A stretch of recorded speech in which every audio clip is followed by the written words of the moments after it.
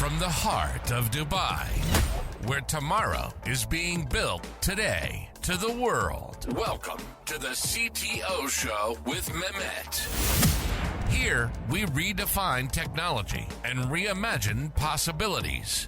With Mehmet, delve into the riveting realms of AI, cybersecurity, and digital technology. Experience the thrilling highs and lows of startups. Immerse yourself in the spirit of entrepreneurship and witness the future of business innovation being written in real time. Now, without further ado, let's tune in and explore the future. Hello and welcome back to a new episode of the CTO Show with Mehmet. Happy New Year 2024. This is our first episode for 2024. And today, very pleased to have with me today, Peter Swain. Peter, thank you very much for being on the show today. The way I like to do it is I keep it to my guests to introduce themselves, so the floor is yours. Oh, well, first of all, thank you for having me. And yeah, my name's Peter Swain. I'm from the UK. The accent gives it away a little bit. And I've been in dev and tech pretty much all my life. I started coding when I was 6, on my first application at 12. Left high school when I was 17 to become one of the first web developers in the UK. I built one of the developers on the UK version of Yelp in 1995. Then I stayed in the web for a while, worked with people like Avaya, the Olympics, Sony, Colgate, Williams Formula One, Ford, Amdahl. And then mid-2000s, I created one of the first mobile agencies in Europe. I worked with people like Microsoft, Apple, Google, Jamie Oliver, Ali G, Sacha Baron Cohen, rental cars, and a whole bunch of others. Did about 1,400 digital marketing projects. Had a brief career break in 2018, and then at the beginning of this year, set up an AI mastermind helping businesses, entrepreneurs, solopreneurs understand what this AI thing is and what it's doing and what it's going to do for them and where they need to pay attention. So yeah, here we are. Great. I love this, concept of masterminds usually, Peter, and I feel, we need a lot of it. But before, going deep dive, I would say in that, do you think, which is like very trivial question, maybe 2023, we saw a lot of news hype about AI. So how are you seeing this in 2024 and beyond, of course? Are we seeing the same, I would say, fast-paced movement in this domain? Are we slowing down a little bit? What are your expectations? I think 2023, it was underhyped.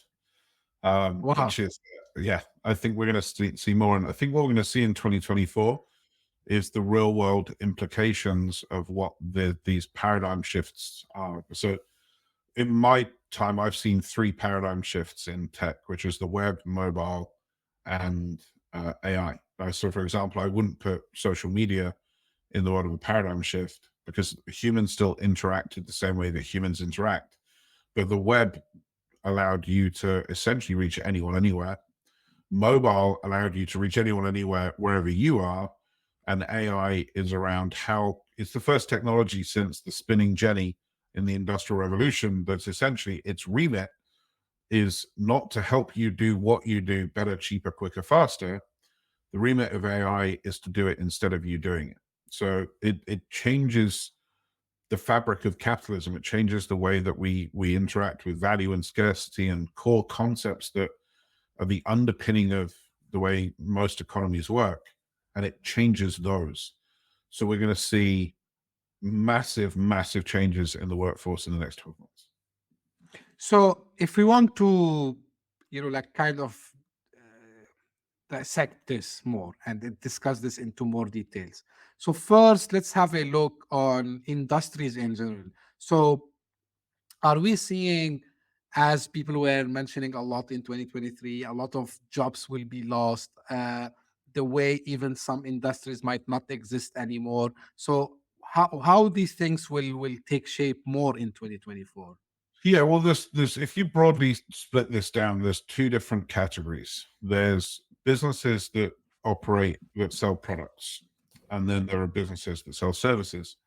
And the disruption in those two is going to be very different. In physical product businesses, stuff that you can physically knock on, we can't replicate that with AI. Maybe we can with 3D printing in 5-10 years, but right now we still need somebody to manufacture the water bottle for me to be able to use the water bottle. So where their focus and priority will shift is how do we reduce costs and how do we increase revenue? So how do we use tools like AI personas, virtualization, automation in order to drive those numbers? And if you take a stereotypical business doing, say, a 20% profit margin, if you decrease the costs by 20% and increase the profit by 40%, that's a 40% bottom line difference. And this is very quick math, but it means the profit margins can double or triple, which means that more money can go into advertising, more money can go into marketing, more money can go into customer acquisition. So those businesses then start accelerating ahead of their competition quite quickly. With the issue we have is that COVID kind of taught everybody that we live in a bubble and we work on our own, and we don't. We compete against other people all day long. Again, back to the nature of capitalism. So if you have one business that's highly efficient and another business that's inefficient, then you start seeing the Netflix blockbuster type paradigm. Very, very quickly, you start seeing the traditional real estate agent versus the Zillows of the world very, very quickly because of the pure efficiency of those business models. So that's the one. Then on the second side of things, we have service-based businesses, and service-based businesses is where we'll see the largest or the quickest disruption or the most obvious acute disruption. For example, a friend of mine runs a VC in Silicon Valley. I showed him how to use Claude, one of the AI tools that we have available at our disposal, to analyze P&Ls, balance sheets, cash flow statements, and investment documents. And his response was to let go of 22 analysts within the day. So he literally fired 22 people within the day.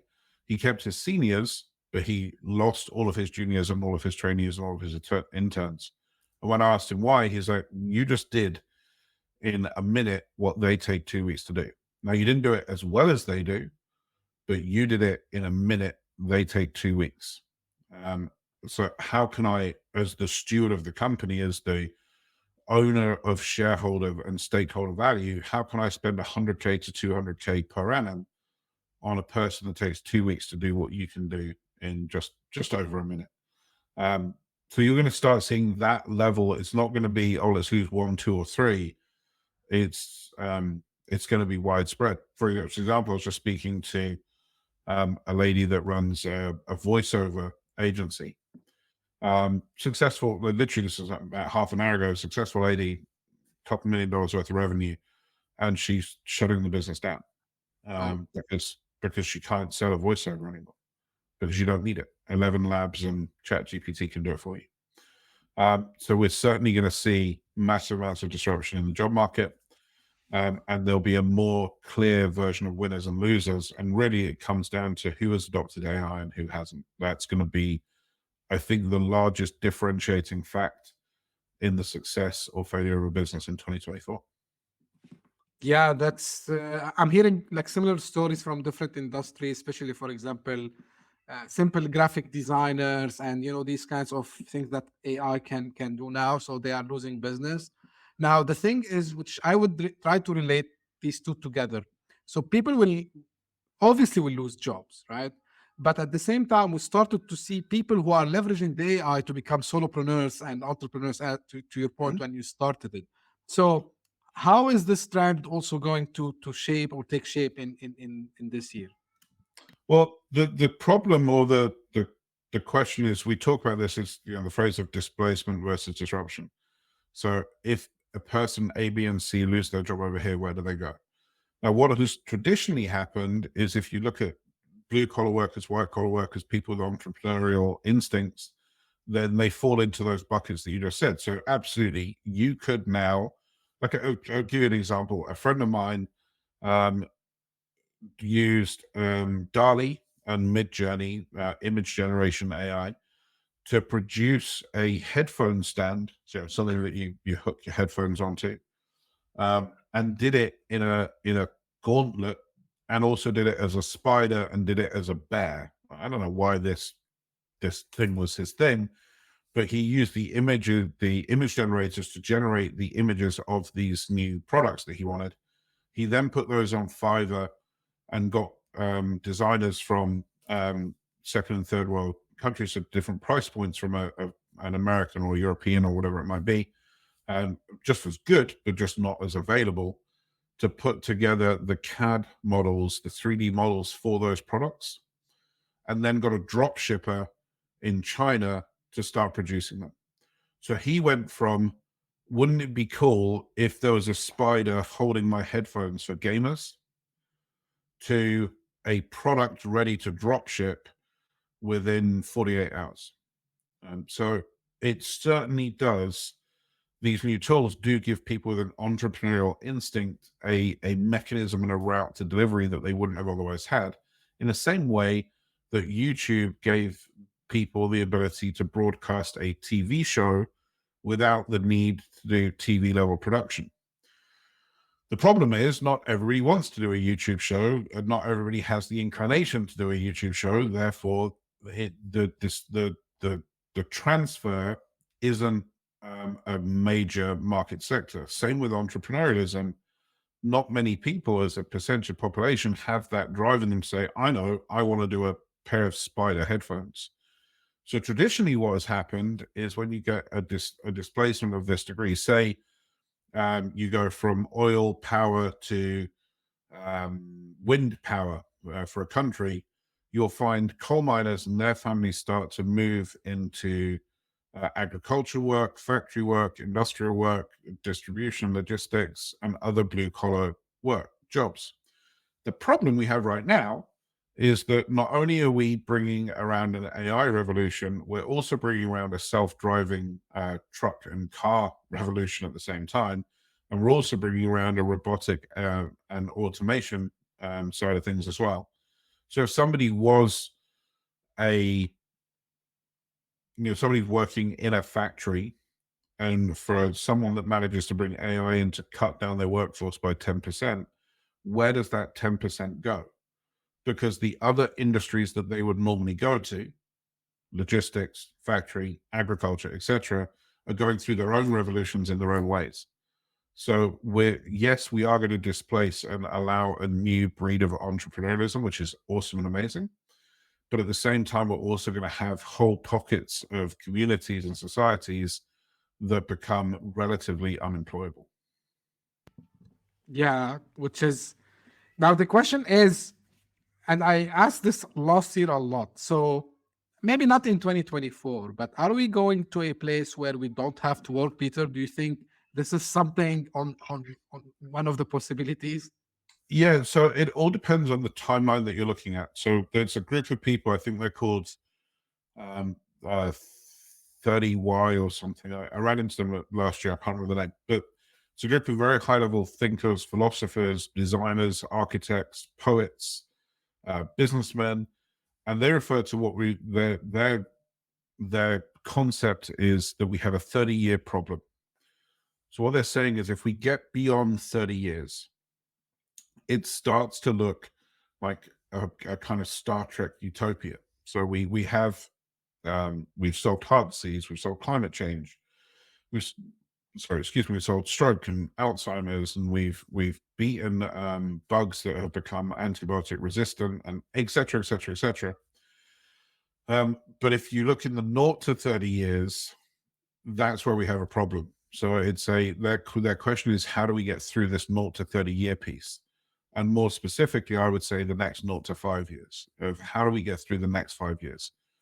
We're still, or not we, but there's a case in, I think it's New York, that refers to a crime that happened to a US citizen perpetrated by a European citizen on a server in Latin America.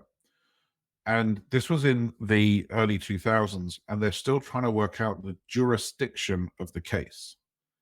They're still trying to work out where the crime was committed. Was it committed where the customer was, where the perpetrator was, or where the server was?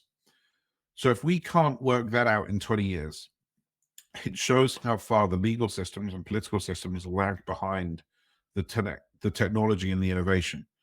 And AI is going so quickly and so fast, right? It literally is a week by week job to try and keep up, or day by day to keep up with what's now happened. How are the political systems, the economic systems, and the legal systems ever going to keep up with a technology that is moving at the speed that this one's moving? And I think, Peter, even this discussion, because I had it before with even within the education system as well, because, with the fast pace of AI and what's going on, even universities, colleges, they are not able even to match what's outside in the world with what they teach the students. Well, So, well, education is interesting because if you look back, it was essentially a Germanic, in the way that we now have education now, it was essentially a Germanic concept that was shipped across Europe and shipped across the States on how we teach kids. And it was designed to be the feeder for the industrial complex. It was never designed to actually educate people. It was never designed to inspire people. It was designed to provide daycare whilst factory workers were in factories and produce the next level of factory workers for the factories. So I think education being disrupted is not a bad thing, because I don't know how many days, hours, weeks, months I spent learning about how a volcano forms. And I have no use for that information whatsoever. Whereas the critical thinking that I was blessed with because I left high school, and it's funny to me that people can't remember this, but when I was building Yale.co.uk, Google didn't exist yet. So it wasn't a case of, oh, how do I do this? I'll go and Google it, or I'll go and watch a tutorial on YouTube. I had to figure out why it wasn't working. And that was an incredibly useful skill. The last year, the collective IQ of the planet dropped for the first time ever. They have this way of, like, they test an average of every country or something. And every year up until last year, the average IQ went up. And last year was the first time ever the average IQ went down. Now, that may or may not be a good thing. Maybe we don't need IQ anymore. Maybe that's an abstract concept. But it's just interesting to reflect. So if education is being disrupted, personally, I think that's a great thing, because we don't need to remember stuff. That is an unnecessary thing. I still remember my my Skype number and my my CompuServe ID. 100545140 was my CompuServe ID, like when I was 11. wow. And it's not necessary. That's using up calories and brain power. I don't need to know that. Yeah. If you lose your phone now, how would you phone even your wife or your kids? Like, do you know their number? Do you actually know their number? It's just an interesting question. So education, this, teaching kids rote how to remember a set of facts, it is fascinating. I would not like to be in that space of working out how you educate children. And as a parent, I am kind of in that space of how do you educate children for a future that looks so different to the present that you're in. A very, very interesting question. But it's also the same question for companies. How do you structure a company today, knowing that the future of that company is going to look entirely different, even potentially a year down the line? And actually, this was my next question to you, Peter. Now, how, as a business owner today, I'm seeing all these pieces moving very fast. How I make sure first that my company is AI ready, I can actually, bring this technology to my business. And second, is it enough just to use some few tools? Because the problem is, honestly, Peter, what I've seen in 2023, there is this conception that AI is just ChatGPT, right? So or Claude or whatever. So first, how we can make sure that we're ready to use the AI, and second, how we keep this as an ongoing process. Yeah, it's a great question. The first thing I would say is to actually be, it sounds a bit silly, but to be business ready. We spoke about the mastermind that I run. So we've had about 10,000 conversations with business owners in the last year. I don't know the exact number, but it's certainly in that realm. And what's surprised me was the amount of people that don't really understand their own business. They don't understand this, what we call the straight line. Like, how does somebody that is out there in the world end up as your customer at full utilization, so full value offering and full transaction for that value? So how does that work for people? And most people don't understand that. So they actually don't understand their own business, for a start. I would say that's the number one, is that it's to have a very deep understanding of the business and to have simplified it as much as it needs to be simplified to understand what the business does. That's number one. Number two is use committees, chief AI officers, in order to keep a flexibility, fluidity, and speed in a separate team. So the larger you get, the slower it normally becomes. Break that team away and give them a fairly wide-reaching remit. And the reason those two then put together equal 0.3, which is do not look at the tool and then see where you can use the tool. Instead, look at your business, find the inefficiencies in your business or the metrics that could be moved to be most effective, and then find the tool that will achieve that goal. So let's take an example with the friend I mentioned earlier that did the spider headphone stands. Yeah. Yes, he used DALL-E and Midjourney to create the image of what that could look like, but he then didn't use the AI tools to create that into a 3D model. He sent that to Fiverr and got somebody to do it for $50, because the AI tools around 3D rendering and 3D drawings aren't yet good enough. They're not production ready. And if they are production ready, they're so expensive at such price points that they're inaccessible. So why would you do that when you can send it to somebody for $50 and have it done? That is the right way to use the tool. If you look at his journey, it's great. I'm going to use DALL-E and Midjourney to create the images to get the concept in my head out into the world. Then I'm going to use an independent contractor on Fiverr to turn that into a 3D model. And then I'm going to use a drop shipping company in China in order to produce that model and sell that model to somebody else. That's a perfect entrepreneurial journey, which is, what is the straight line? What is the thing I need to get done? And what are the right tools to use at the right points? So for everybody, I would say, one is to make sure you understand your business. Make sure you understand your customer. Make sure you understand what they're truly buying from you. As an example, I did a consultancy a long time ago for the Guardian newspaper group in the UK. And they were of the opinion that their product was journalism. And my point to them was, well, if your product is journalism, you're not very good at it, because the plane had just landed on the Hudson. And I can't remember the exact numbers, but Twitter had reported it in 30 seconds and Facebook in a minute and the cable news within an hour and the Guardian obviously the next morning. So if your product is journalism, you're not very good at journalism because Twitter did it in 30 seconds. Whereas what you did really well is you do editorial really well. Because what the Guardian really sell is that if the Guardian says it happens, then I believe that it happened. That's what the Guardian sells. So understand your business, understand your customer, understand what you're selling, but understand more what they're buying. And once you have that done, then you can start looking at these AI tools and seeing where you can implement them and where they're going to be impactful. So that would be my advice.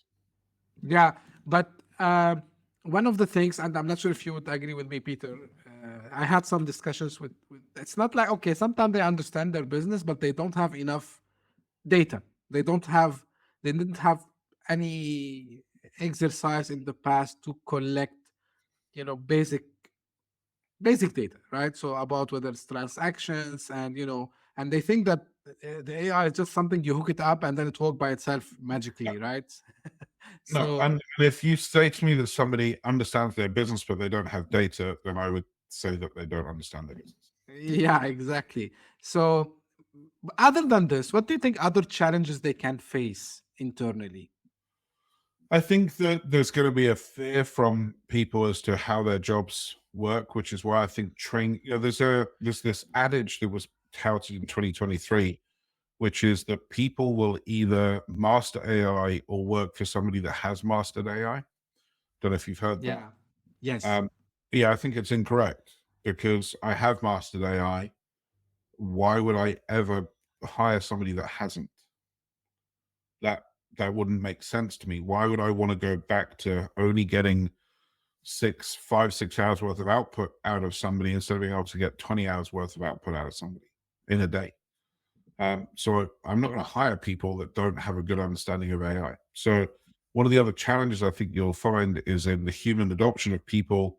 When any change happens, especially at this stage, people can get scared.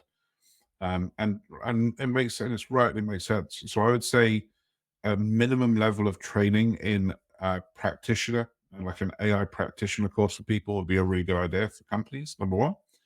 And number two, I would make sure that you have very fluid lines of innovation. There was this famous story once of Toyota that saved millions of dollars because they had this Dropbox for people to put suggestions. And if you put a suggestion that the Toyota group adopted, you got a percentage of the money earned or the money saved. And a janitor walking through a factory one night put it in a Dropbox, turn the lights off. Because he realized that it was a robotic factory and it was fully lit. Like, you don't need lights in a robotic factory. So instead, turn the lights off, save a bunch of money. So this fluid path for innovation to happen, whether it's just a Dropbox or something else, is incredibly valuable and useful. Yeah, 100%. One thing I think I missed to ask you regarding the predictions, and we've seen some names which were leading the AI race, I would say, last year, mainly OpenAI. We saw like a little bit Microsoft. And some people, they say like these guys like are so ahead that the rest cannot catch up with them. Um, and the reason I keep asking and I kept asking this question, because now there are big talks and fear of having monopoly when it comes to AI, having everything in the hand of one company. So are we continuing to see the leadership of OpenAI slash Microsoft, or are we seeing like the rest? Of course, I know like Anthropic with Claude, they have done some work. I know Google with Bard, they have done some work, and Gemini, but always we are feeling that as if the OpenAI guys are like 10 steps ahead, if not more than the rest. So what do you think will happen in this space? I think it's going to look a lot like the EV, the electronic vehicle space, where Tesla is obviously so far ahead, but then everybody starts catching up and walking into it. So I do think OpenAI and Microsoft will stay leader of the pack for the year. I think that Anthropic will start merging with something like Amazon, because one of the things that has to be remembered is the sheer cost of training these AI models and the LLMs is monstrous. This isn't a fact, but it was touted as an opinion that for every person that's paying OpenAI $20, OpenAI are essentially paying $100 for that person to have a $20 service. So these are the type of numbers we're talking about to execute this level of tech power, for a better word. So OpenAI, I think you'll see closer affiliations with Amazon going forwards. I would never count Google out. I think Google are being a bit slower to the race because Google's business is the accurate deployment, delivery of accurate data. So if their data isn't accurate, it becomes a real problem for them. Whereas for other people in generative AI, it's not such a problem. So I think Google will catch up.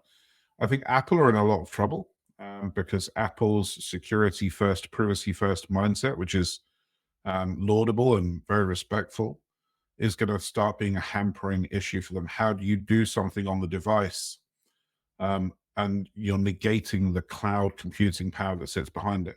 It's one of the reasons that we still have problems with the Apple voice assistants. I won't see them by name because they'll start going off at me. Yeah. Because it's all happening on your device. The actual amount of computing power is very small in relative terms to something like Amazon Alexa, which has got this whole massive compute cloud behind it.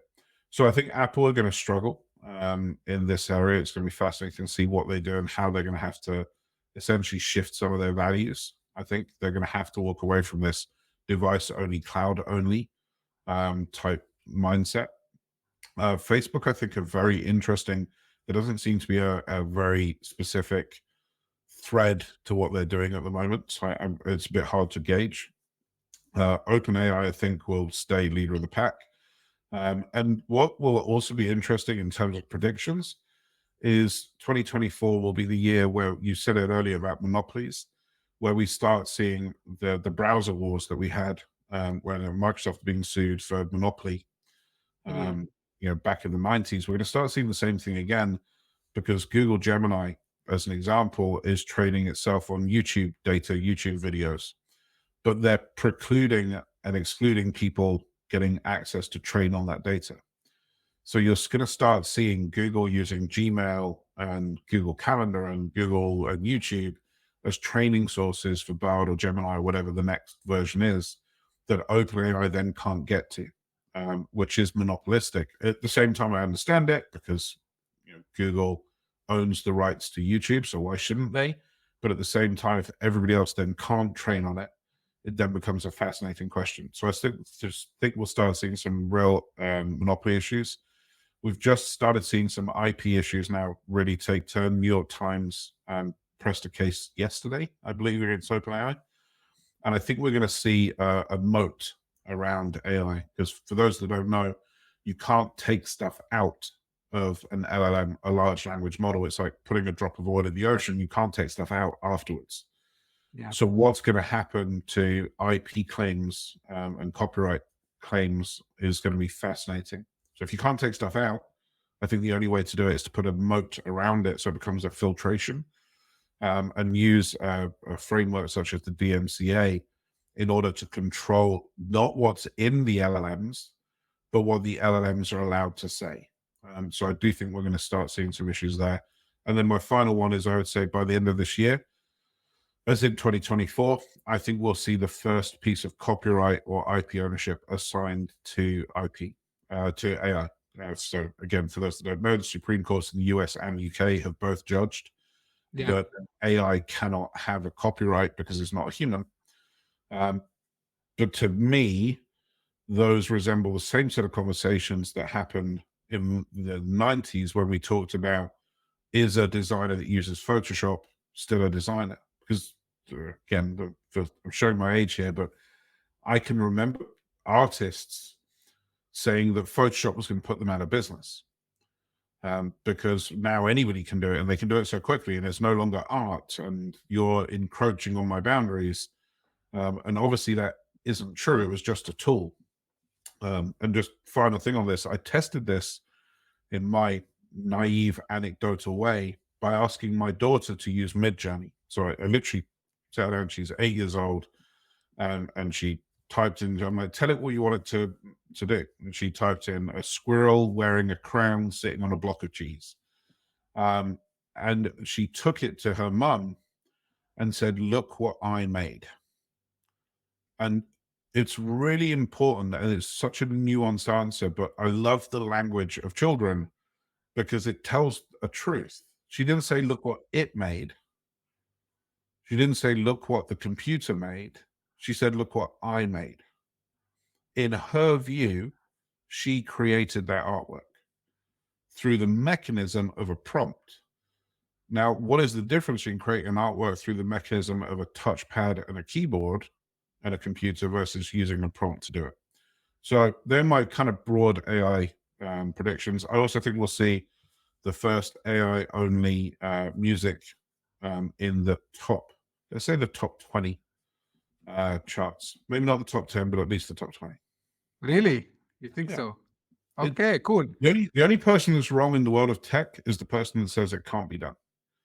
I agree with you. I agree with you. And to your point, I think there were discussions toward the end of the year. I saw someone wrote a letter to Sam Altman asking him to open source the model. Of course, not the data. The data actually, it's massive. It's huge. And I think that the advantage that they took, because they were doing this without anyone knowing what they were doing it, right? So, and then now some browsers actually, they can figure out if an AI bot is trying to to get the information or to scrape the information out of your website. So actually you can even deny this. So all these predictions are very valid. And I'm with you. There's nothing impossible here. Now, the final thing I want to ask you, and this is also something you remember the story when uh, Sam was fired and rehired and all this, and some people claimed, about they came up with the AGI, the artificial general intelligence. Um, he said no, that still need time, but um, do you think like we are close to it, or we still need some time to reach that? I think we're pretty close to it. It's Mo Gadat left Google when he realized that the way that AI neural networks, large language models learn, mimic the way that humans learn. So I think we're pretty close to it. I think it might be a very dumb general intelligence to begin with. But I think that self-learning AI is probably around a year away. So maybe not 2024, but we're certainly getting close to something that we can do. I think the more interesting for me is in the field. It's always around the humanization. I got into web when Netscape Navigator and NCSA Mosaic was launched, which was the first browser just before Internet Explorer. The web had existed for 20, 30 years before that, but it wasn't humanized yet. We didn't get it as humans. I got into mobile when I bought my first iPhone, the 3GS, but the Nokia 9110 communicator and the Palm Pilots have been around for long before that. So it's not really the sophistication of the tech that ever speaks to the adoption of the tech. It's the humanization of the tech. So I think for me, things like real-time video avatars, real-time voice translation, voice generation are the more interesting areas, because that's the thing that's going to allow this to go from a tech crowd to the masses. 100% I agree. And I think this is one of the reasons, in my opinion, that actually accelerated the adoption, because when even someone non-techy at all start to use 11 labs, and they start to do massive production of videos and clips and so on, and people love them actually, because they are putting the human touch, utilizing the AI and all this. For example, faceless YouTube channels that were also like hyping last year. A lot of things waiting for us this year and beyond, I would say, Peter. I really appreciate the time. Any final thoughts before we call it? Yeah, well, I guess we hope everybody gets on board. Whether you like AI or not really isn't the question. I don't like paying tax, but that's not something I can choose not to do. We set up an AI mastermind, which I'd love people to check us out. Yes, please. If you can share that, like where we can find about that, Peter. Yeah, it's ROAI, like return on artificial intelligence, roainmastermind.com. And we have a 2-week free trial, no credit card down, so people can come and see what we do. And if they like it, great. If they don't. We try and be very boring and very practical, which is how do we help you make money and how do we help you save money? That's our goals. Because it goes back to that analogy of you can either sit on the wrecking ball or you can stand in front of it as it swings through your business. They're the two choices. And I hope people decide to sit on the wrecking ball and destroy their own businesses and instead of standing in front of it going, what do I do next? I hope the same as well, because, if I believe they don't do this now, they will be forced to do it at some stage. So it's better to act early on that. Peter, thank you very much for, these great insights about AI and how we can adopt it in business and the predictions for 2024 and beyond. I really enjoyed that conversation. And for the link that Peter mentioned, you would be able to find it in the show notes. So if you're listening on your favorite podcasting app or you're watching this on YouTube, so you can find it in the description. And this is how we end every episode. So thank you everyone for showing, the support and sending me the feedbacks. Keep them coming. The community is growing. And thank you for everyone. I hope this year will be also a successful year for everyone. And as I mentioned previously, we are adding more themes to the podcast. We're going to have like more theme-based episodes, like based on what will be happening around us. And thank you for tuning in. We'll see you again very soon. Thank you. Bye-bye. Hit that subscribe button. Share the show with your tech-savvy friends and fellow entrepreneurs. And leave us a review on your favorite podcast app. Your support means the world to us.